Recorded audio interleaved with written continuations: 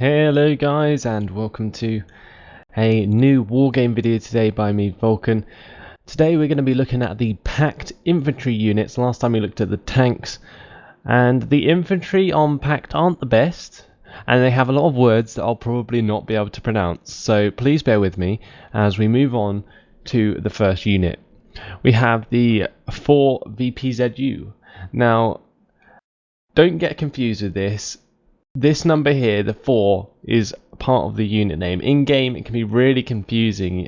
It can look like there's only 4 of units or 4 men left in the squad, but that's what confuses me sometimes.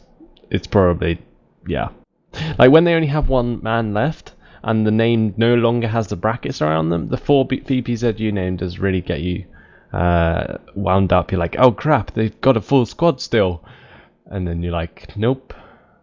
When you go to attack them, you realise there's only 1 guy there. But yeah, they start off with an accuracy of 9 and a HE power of 3 with a really good rocket launcher, an accuracy of 8 and an AP power of 11. Now these are obviously special forces, and they do come with a very good optics. They can be transported in both Mi-8Ts and the OT-64 Scott 1s. Similar to the NATO tutorial on infantry, I'm going to talk about the the APCs briefly and their role for that specific infantry unit. So basically, the 4 VPZU are really good behind enemy lines units if you bring them in the Mi-8T, and they can be very good for dealing with in the front line with infantry if you bring them in the Scots. Now, these Scots are very fast, and it means that you can get the 4 VPZU to the front line very quickly. And with this HE power, like I said, you can destroy infantry very easily. Also, if you do get close enough to vehicles, you can hurt them badly with this 11 AP power. That will pretty much one-shot most APCs, and it will also do a serious amount of damage to tanks in general. Probably needing about 2 hits in the side armor of any heavy tank to really kill it, other than an Abrams, which has an upgraded side armor, and also the Challenger actually, if you are against those 2 tanks. But if you're, say, playing PACT versus PACT, then sometimes like using these in battle can really give you an advantage, because most of the PACT tanks only have about 5 side armor, max that is. So they're more sort of the direct combat special forces that you use to deal with enemy infantry or working behind enemy lines to destroy artillery and stuff like that. If a helicopter flies over these guys, they will shoot them down instantly because of this high HE power. Helicopters obviously don't have armor, so they take damage from HE. And with this 9 accuracy and 771 rounds per minute rate of fire, they're not going to last very long at all. Now moving on to the FJB, another special forces squad. Same rifle basically in terms of accuracy and damage, but they have a lesser rate of fire and less ammo. So these aren't the ones you sort of concentrate on infantry with. They're kind of there to be annoying. They don't have the very good optics, they only have good optics. They are classed as special forces though, and they come with a SAM. So basically these are the sort of ones that you plot around the map to hold strategic positions like little buildings and so on, and then if a helicopter comes near them, they can harass them away.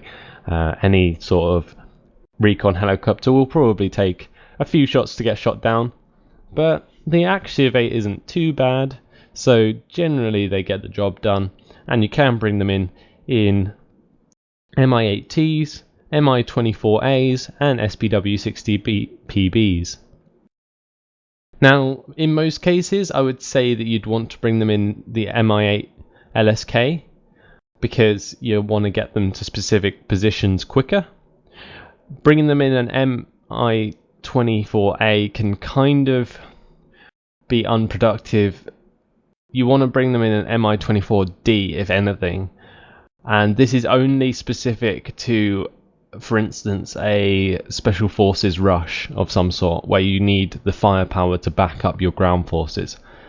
So I have done a video on this before where I used MI24Ds with FJB and VPZU in MI8s. Actually, I think I used Spetsnaz or VDV, but we'll get to them later.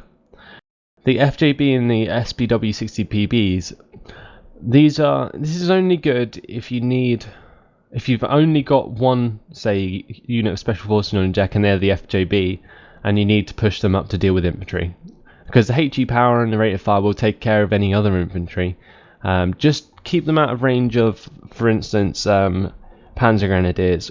I did a test recently with Panzer Grenadiers on the NATO side where they've been buffed recently with higher accuracy. At longer ranges, the Panzer Grenadiers destroy everything, including special forces, so be careful of that. Moving on to the FLAK Strera 2. These are similar to the lower class anti-air on the NATO side.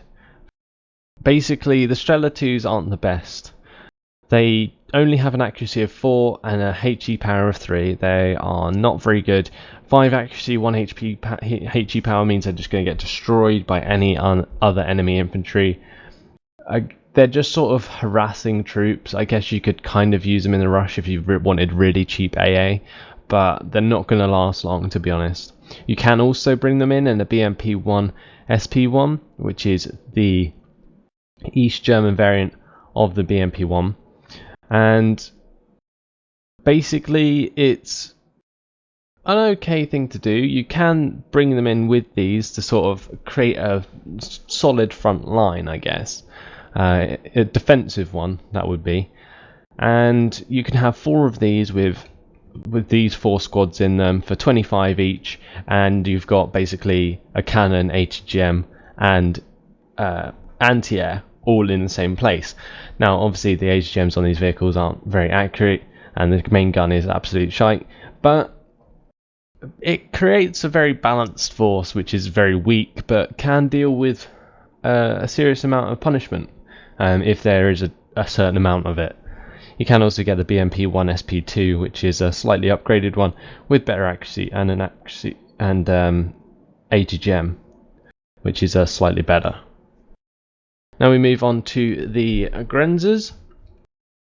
These are basically recon infantry similar to the 2E rep, and they come with a not very good accuracy and HE power, but like I said on the NATO tutorial, basically these kinds of infantry, which are used primarily for recon, don't need their armaments. So for instance, they don't need their rocket launcher, which only has an accuracy of 4, and they don't need a assault rifle, which only has an accuracy of 5 and a HE power of 1, because basically what you want them to do is just stay hidden, and Grenzers are really good at doing that. I think they come as a very small squad, so only 5 people, and they basically just stay out of sight if you drop them off and then get the APC out of there. Never ever leave your APC next to your recon infantry, because it will give away their position so badly, and shots that miss your APC will kill your infantry. So be very, very, very careful of that. And also, if somebody arties it, for instance, because they've got corrected shot on your APC and they may not have spotted your infantry, but basically it gives them corrected shot, so they're going to hit very accurately and destroy your infantry consequently as well. So you can bait that out in gameplay by just putting random APCs around, but be careful of doing it right next to your actual infantry, because they're getting killed. But yeah, basically the Grenzers are the sort of, you drive them to the front line, you drop them off into a random bush and you drive away, and they just sit there for the rest of the battle giving you information with their very good optics. Now the Moto shootsen. These are very similar to the paratroopers in their role. Basically these are sort of the medium tier infantry with the 2 HE power. Basically all special forces are the highest tier.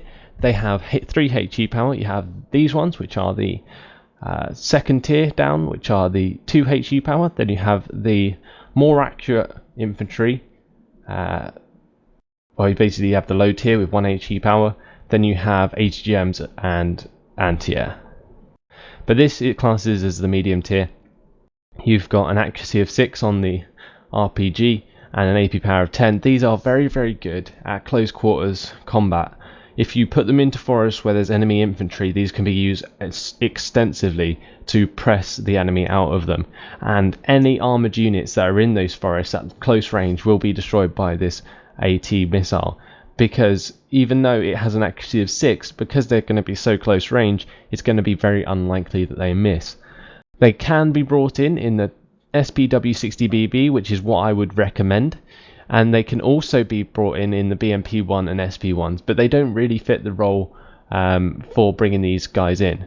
They need the fastest vehicle possible to be reactionary forces for enemy infantry, and if you can't deal with that because you've got slow vehicles, yeah, okay, these main guns might help with infantry, but that's not their role. A BMP1's role is to harass from longer distance. They don't have the armor to fight up close.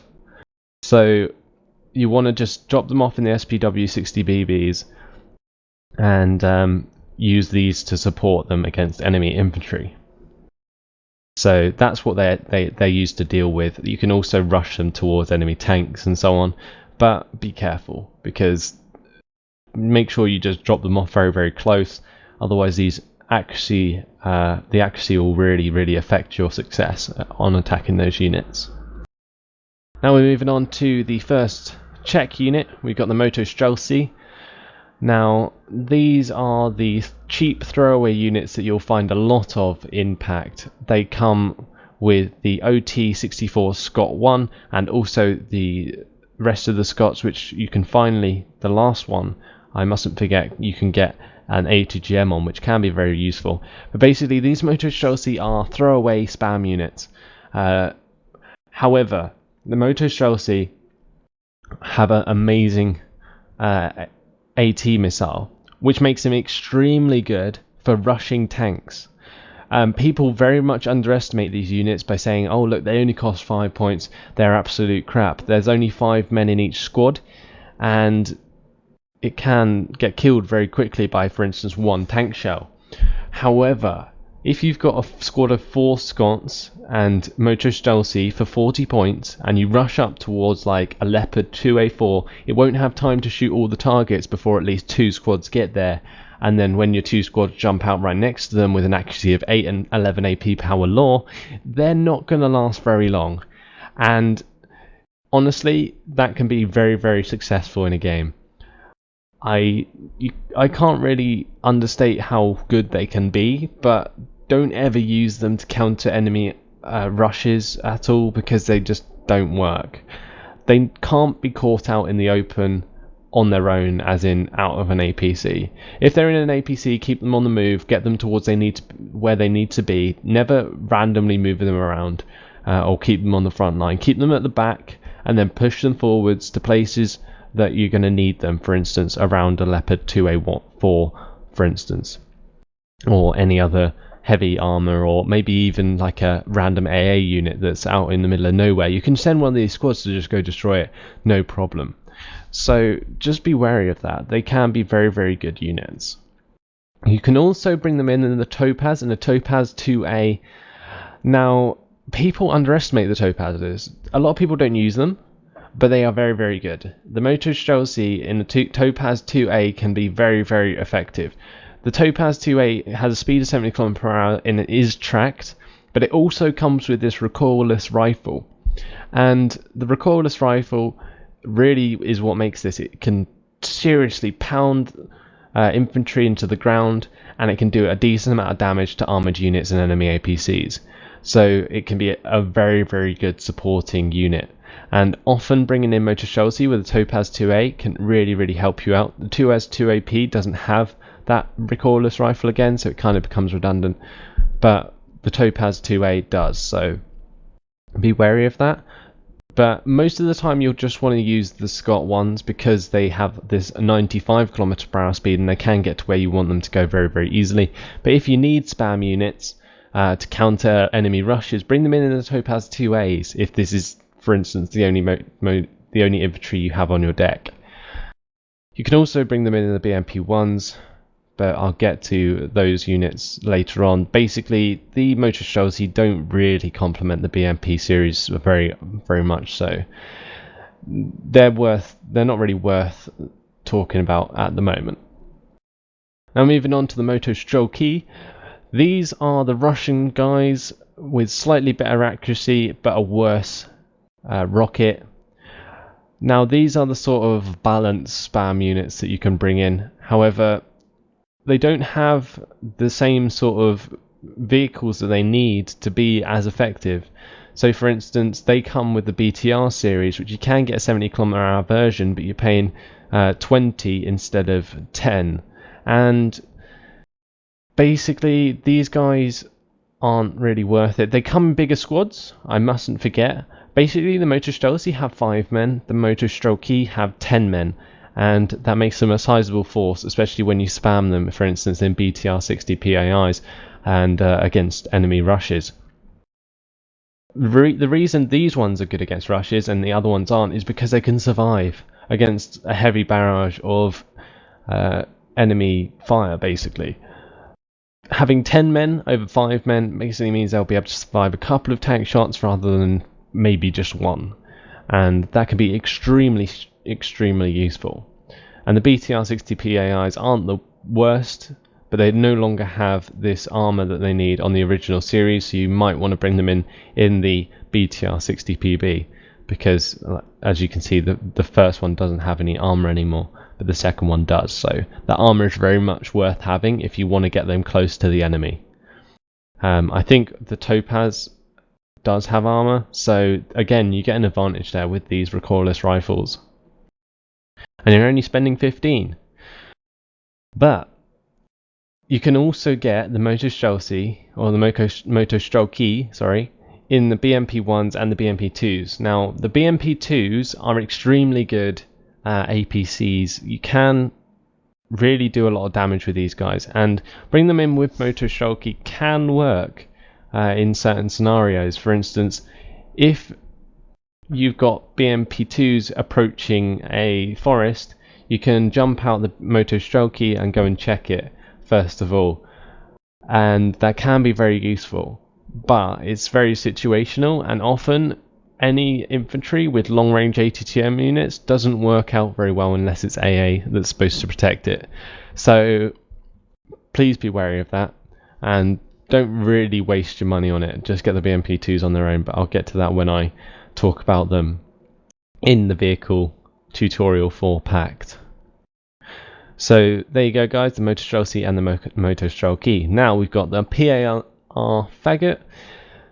This is an ATGM unit. You've got the 5 accuracy and 1 HE power on the rifles, and you've got the 6 accuracy and 11 AP power on the ATGM itself. Now this is the best ATGM you can get on the PACT side, but there are other units that are worth taking a look at other than the PALR faggot, and these come in at SPW 60 PB, which comes with the 1 front armor and 70 km/h. These can get into position very quickly, and they're not too expensive either at a cost of 30. This faggot is actually very good. I haven't actually unlocked these and never really used them before. I'm much more a fan of the Russian variant because they're actually cheaper. Basically, it costs 30 here, and that's because the SPW 60B actually costs 10, and the BTR 60 PAI, which I prefer to use, only costs 5, and therefore you save those 5 points on the ATGM unit, which comes with exactly the same ATGM. Anyway, before we get on to that, we've got the Pichota smeck. I'm just going to say that's the right way to pronounce it, but I probably know it isn't, so I'm sure if you'd like to give me a Polish lesson, then please leave that in the comments. But anyway, we got an accuracy of 6 and HE power of 1 with a very inaccurate AT missile with an accuracy of 4 and an AP power of 10. Now these are again spam units similar to the Moto Strelcy and the Moto Strelky.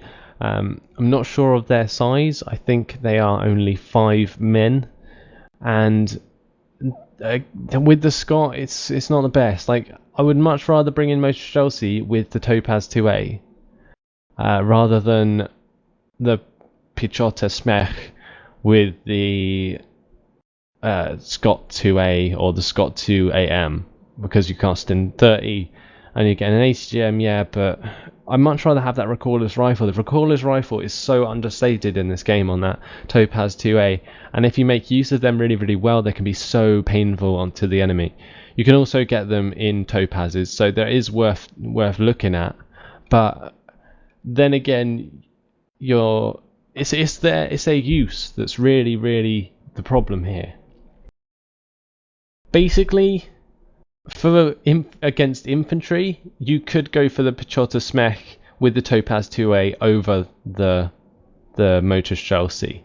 However, if you take the Moto Chelsea, they are extremely good for dealing with heavy tanks, for instance, at close range. So I guess in a way you could bring them both on your deck, with bringing the Moto Chelsea in the Scott 1s series and the Pichota smeck in the Topazes on your deck, and that would give you a anti-tank infantry and anti-infantry sort of solution.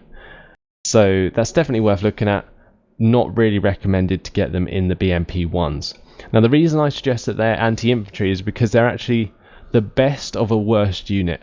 They have the best accuracy out of all of those kind of cheaper units that you can get, with a HE power of 1 and an accuracy of 6, and their rate of fire isn't too shabby either. Now moving on to the PZRK faggot. This is a Russian ATGM unit. You've got an accuracy of 6 and an AP power of 11. You've got an accuracy of 5 and a HE power of 1 on the assault rifle. Now, the reason I would bring them in the first variant without the armoured APC is because you're always going to be fighting from a distance. So that armour isn't necessary because you're not going to get too close to the enemy for them to be destroyed. So saving those 5 points, I would say, is definitely worth it. This ATGM can be vetted, and especially if you're paying for a cheaper APC, you're going to save a lot on the vetting cost, because basically the cheaper the unit, the less it actually costs to vet. And when you have to vet infantry, you have to vet the APC as well, so that you're sort of paying for both. And generally the APCs are useless anyway, so vetting them can kind of be a waste of money. And if you're using a cheap APC, you can kind of save some money because of that. Now, you can also get the PZRK faggots and the MA8Ts, but I would say this BTR 60 PAIs do the job, and using an MA8T with these can be very, very costly. Now we have the Conkers.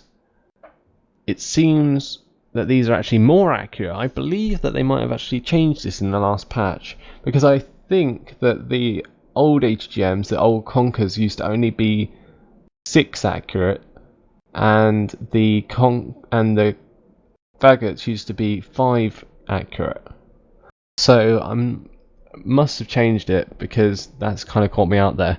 Basically, it looks like the Conkers are actually the best, and you can get these with the BTR 60 PAIs for a cost of 5 more. So I definitely recommend getting these over the faggots most of the time, and unless you want cheap vetting, in which case the faggots might actually be better. I haven't really tested that out, but basically, instead of spending 20 for an accuracy of 6, you're paying 25 for an accuracy of 7 and an extra AP power, which can be worth it against medium tanks, especially if they have, for instance, 5 front armor and you're firing at max range. So yeah, that can be very useful. Again, in the helicopters, not so much a good idea, because it's, again, you need them at long distance, and the Mi-8Ts, yeah, you can get them into position quickly, but do you need to? ATGM units in a lot of ways are used as reactionary forces to deal with heavy armor. So you'll be bringing them in on the ground and getting them into defensive positions. Using infantry ATGMs offensively can be a lot of micromanagement, and a lot of people don't prefer to do that, although it can be very effective. So yeah, I wouldn't recommend getting them in the helicopters. Just bring them in the BTR-60 PAIs, but keep them at a distance, because this front armor on the BTR-60 is just going to get them killed instantly. But I would say the extra 5 points definitely worth it for the extra accuracy and AP power. Now moving on to the Igler. These are the most cheap, overpowered units that you can get in the game. Now, basically on the NATO side, the infantry AA is not great. But on the PACT side, the infantry AA is amazing. You got an accuracy of 9 and a HE power of 5 for a cost of 25 if you bring them in the BTR-60 PAIs. Again, the BTR-60 PAIs, if you want to use them as defensive troops, then bring them in these. If you need them to be offensive and you're possibly going to get underneath the enemy helicopters, and you want to bring them in with that extra front armor on the second variant of the BTR. So be wary of that, but this 9 accuracy will basically make most of their missiles hit, and the HE power of 5 basically means they can two-shot every aircraft. At least, like a lot of the helicopters on NATO don't even have 10 health, so you're going to be laughing if they've got 5 health, because you'll one-shot them. If they've got more than that, then it will obviously take 2 shots, but with an accuracy of 9, you're probably likely to kill them at least 3 shots, I would say. So that's half their ammunition for one helicopter, which probably costs at least twice as much as the unit on the ground. So yeah, definitely worth bringing in, and definitely worth having on your deck. This is probably a must in the PACT infantry section of your deck. You can also bring them in the MI8Ts, but again, you don't need to. Now we've got the PZRK Strera 2s. These are the worst, or a worse version of the Igler, with only an accuracy of 4 and a HE power of 3, similar to the Strela 2s we looked at earlier, with the FLAK rack ones, which are the East German variant. But if we go back to them, the Strela 2s, the only reason you'd want them is if you were going to vet them, and again, I'd much rather have an Igler with an already accuracy of 9 for probably just double the price. And that double price isn't that bad. I don't know why you would want to bring these in instead, other than you wanted to spam missiles, because you've obviously got 2 squads instead of 1 squad in most cases. Because if you brought in a Strela 2 with a BTR-60 instead of 1 Igler with a BTR-60, then I guess the guys would survive longer, but they'd be less accurate, so they might not be as effective. So be careful with that. And again, if you want to get them close to the enemy, get the second variant of the BTR. And the MI8T, you don't really need to bring them in with them at all. The Strela 3, a little bit better. Now, what makes these good is that they have an accuracy of 7, but the HE power of 4 kind of makes them disappointing, because it means they can't one-shot any of the helicopters on the NATO side. They need to hit with at least 2 missiles. And yes, they only cost 20, 5 more that is than the Strela 2, but the Igler is so much better. Like, the 2 more accuracy and the 1 more HE power, I can't like begin to explain how much better that is. And I would love to say why, but I can't really think of any reason why, other than the fact that it is simply better. So yeah, you can bring these in. You can get 2 squads for 40 rather than 1 squad for 30, but are these as likely to hit with an accuracy of 7 and a HE power of 4? Maybe not.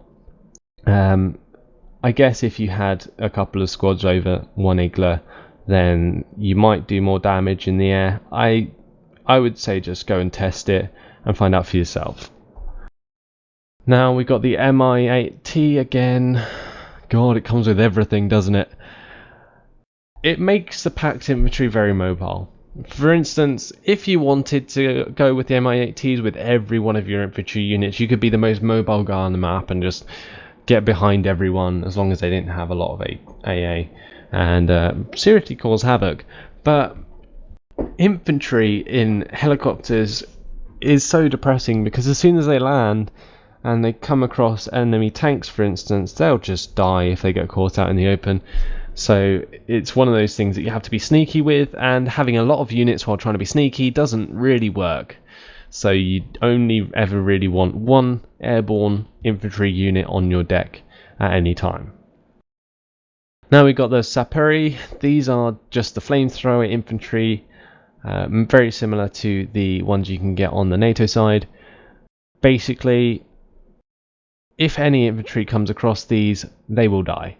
I think the Sapers squad comes with only 5 men, so they die very quickly even if they do bump into infantry. Like, yeah, okay, you think they have a flamethrower, but the only reason a flamethrower is good is if they're supported by other infantry. You can never really use these on their own because they will get destroyed very, very easily. And one thing I must say is just don't get them confused ever with the Sapers Strera or whatever it is. I'm sorry, I can't pronounce that, because I think these actually come with extra assault rifle power and a squad of 10, which is very, very powerful, and they have that flamethrower. The Sapers, they have 5 men and they get killed very easily, and they come with the BTR 60 PAI. I would definitely recommend getting the upgraded version of the BTR with these because you need the armor, because they're going to be going into forests, they're going to be cleaning out infantry, but you need to have infantry support with them. For instance, Moto shootsen in front of them, and then what you can do is you can fire position the flamethrowers over the top of the Moto shootsen to help with their encounter against enemy infantry, and then it can be very, very effective. Bring them in with BMP1s and BMP2s, not needed, because they need to be at close range to make use of those nerfed flamethrowers. The reason I say nerfed flamethrowers is because they can no longer fire without being in line of sight, so that kind of sucks. But anyway, the Sapers Strera, I'm going to say, is probably one of the best anti-infantry units on the game.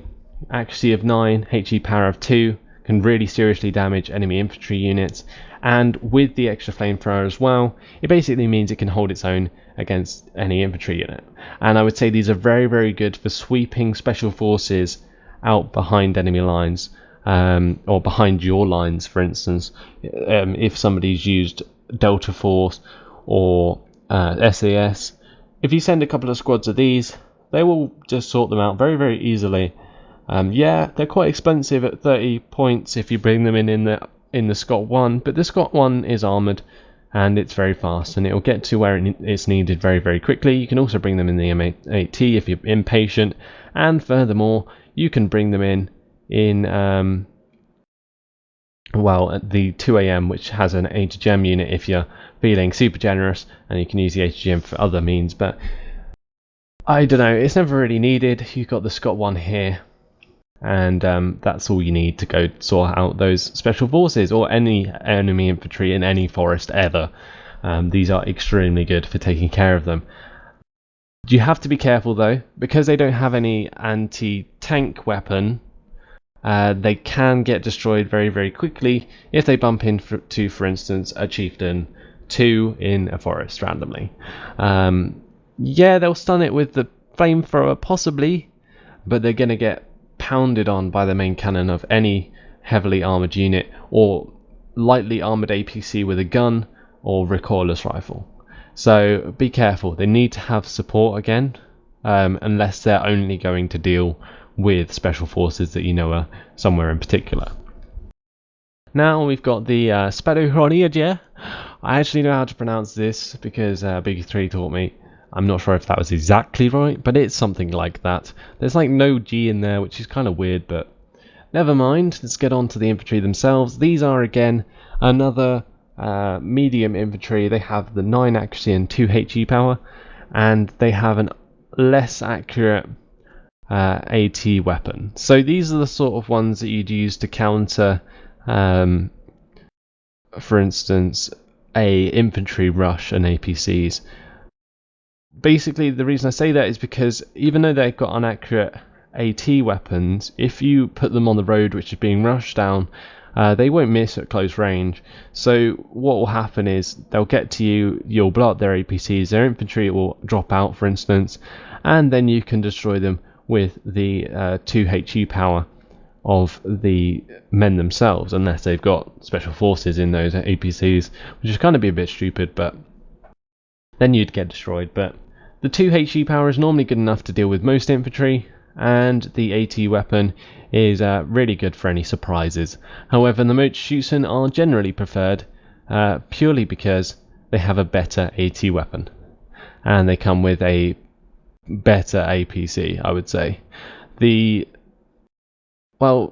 Scott one is good, but it has no machine gun on it.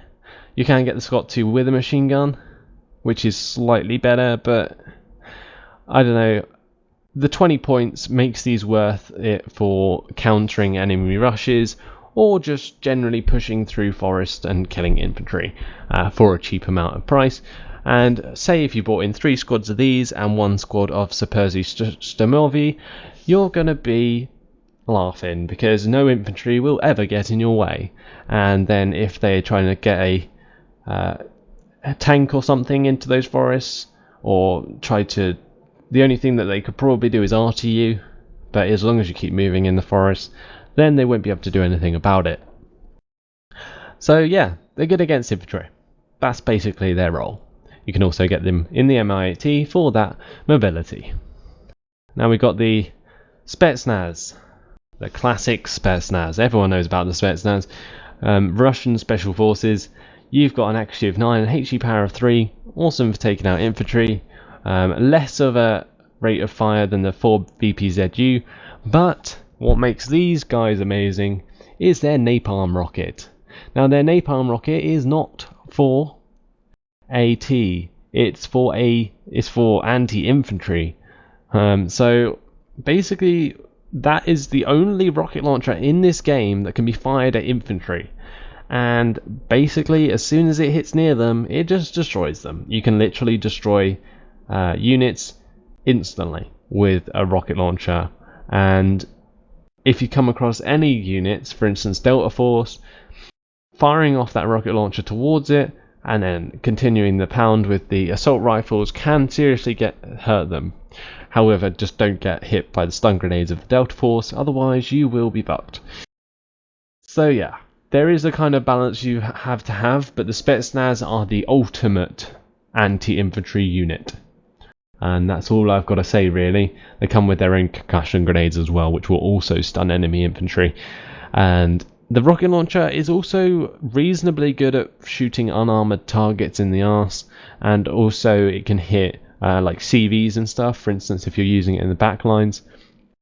But I would say the Spetsnaz are really good supporting units for rushes. Now a lot of people wouldn't say use special forces for rushes, but people don't expect it. Say if you've got like 5 Moto squads in Scott 1s, and then you've got a Spetsnaz in a BTR-60 following up, any infantry that they have will not stand a chance, because they'll be too busy dealing with the Moto to even see the Spetsnaz, which will just absolutely rape them.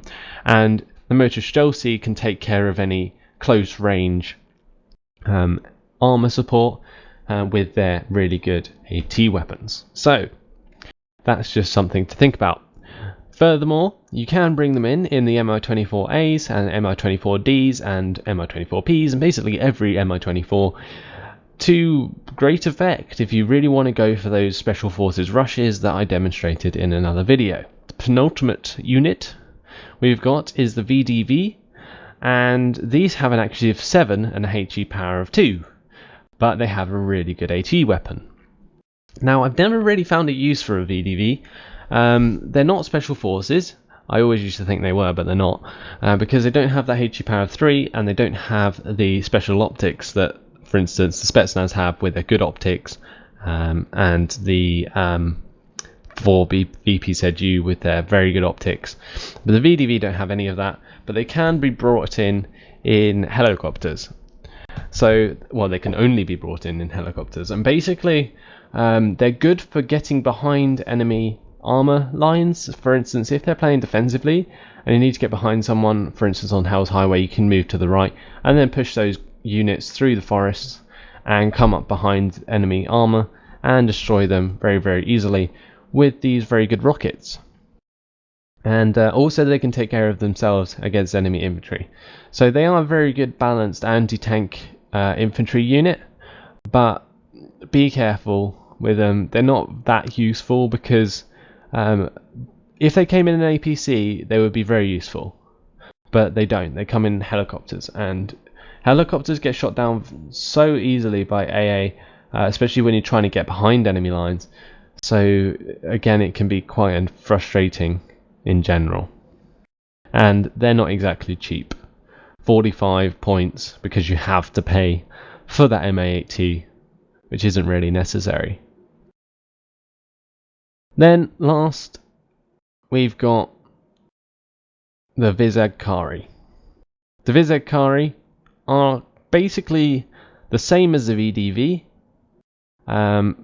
but you can bring them in on the ground. They have a slightly worse AT weapon, but because you can bring them on the ground and they cost 5 less, they are very, very, very, very useful. And I would prefer to bring in the Vizag Kari over the Spuadier, because the Vizag Kari, they don't need the accuracy when they're fighting close range in forests. The accuracy is only really needed when you're fighting across open ground, and that doesn't really happen very often with infantry, because if infantry is caught out in open ground, it dies very easily. So that is worth thinking about. Accuracy isn't everything on infantry unless it's in the open, and then you wouldn't be having it there anyway, because the Panda Grenadiers would rape your ass with an accuracy of 12. But yeah, the HE power of 2 will keep them alive against any other infantry unit other than special forces, because they are the medium sort of tier of infantry, and you got the AT missile for getting close to enemy armor and taking care of that. So there you go, guys. That has been all of the infantry units for the PACT side. Hopefully this has been helpful. I haven't had much of a chance to mess around with the PACT infantry, although I have played a lot of PACT games. It's not necessarily one of my strong points, but hopefully this has been helpful, and I hope you've enjoyed it. Thanks for watching, and I'll see you in the next video, where I'll be talking about the support units. Goodbye.